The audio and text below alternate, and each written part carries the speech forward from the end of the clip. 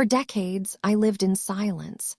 The heavy weight of our family secret pressed down on me, stealing my voice, making every breath feel shallow. Years of intensive therapy finally gave me the courage to speak, to write. My memoir was not just a book.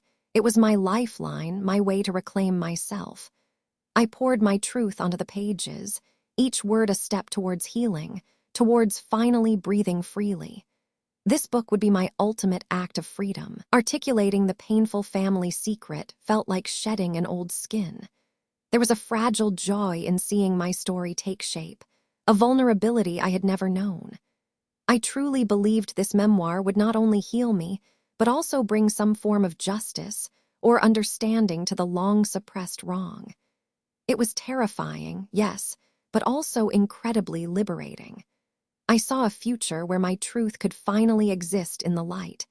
I decided to tell my brother, Liam. I thought he would eventually understand, perhaps even support my healing journey. We sat in the kitchen, cups of tea growing cold between us. I explained my project, the deeply personal nature of it, and my hope for what it could achieve. He listened, nodding occasionally, his expression unreadable. I foolishly hoped for a connection, a shared understanding of our past. After that conversation, I noticed subtle shifts in Liam's behavior. He started asking more questions about the manuscript, details I hadn't shared. His curiosity felt a little too sharp, his questions about who else knew about the book a little too pointed.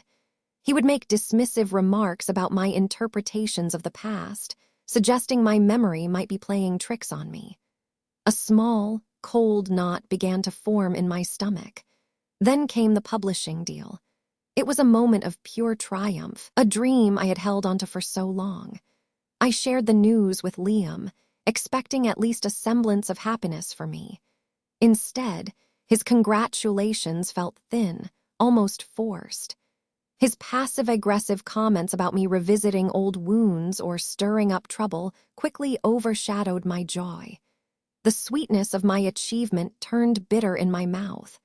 The first unsettling incident happened a few weeks later. A trusted friend mentioned hearing a distorted version of a family event, one I had meticulously detailed in my manuscript.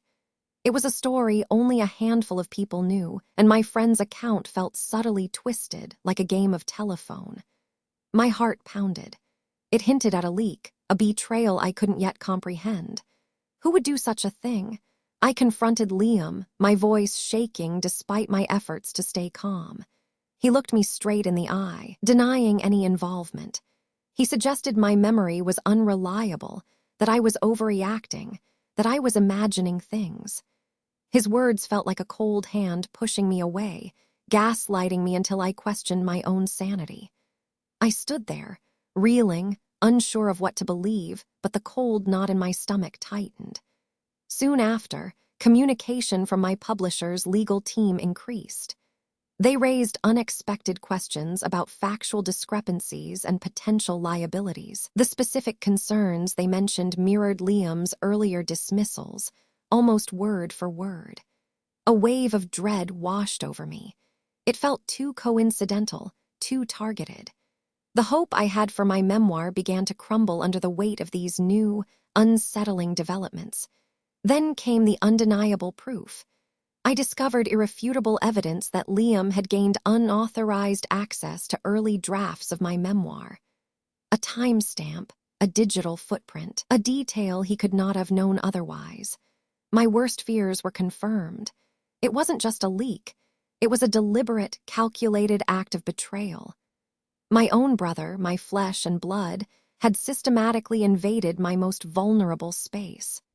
The gut-wrenching realization hit me like a physical blow. Liam wasn't just dismissive.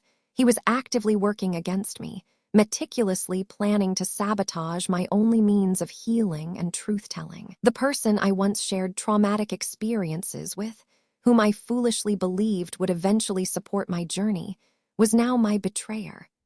My memoir, My Liberation, was being destroyed by my own brother, purely out of malice. I felt utterly annihilated. The news arrived in a cold email. Liam had systematically leaked false information. He told publishers I was unstable, that my memoir was a fabrication. My heart pounded with anger and disbelief. He was trying to erase my truth, to make me seem crazy. This was a new low, even for him. Then came the legal threats. My publisher called, their voice tight with concern. Liam was claiming defamation, breaching family privacy. He had fabricated counter-narratives, twisting our shared past into lies. I felt a cold dread. He wasn't just discrediting me, he was attacking the very foundation of my story. I fought back with everything I had. I gathered every piece of evidence: therapy records, journal entries, even old emails. Each document was a painful reminder of what I had endured. Reliving it all was agonizing. I was desperate to prove the absolute authenticity of my experiences, but the emotional toll was immense. The call came on a Tuesday. The publisher, facing mounting pressure and legal risks, delivered the devastating news. My memoir's publication was canceled. My contract was terminated. The words hit me like a physical blow. My lifeline, my hope for healing, was gone. The world seemed to tilt. I felt a profound emptiness. The silence returned, heavier and more suffocating than before. I was professionally blacklisted, my voice silenced once again. The betrayal was complete.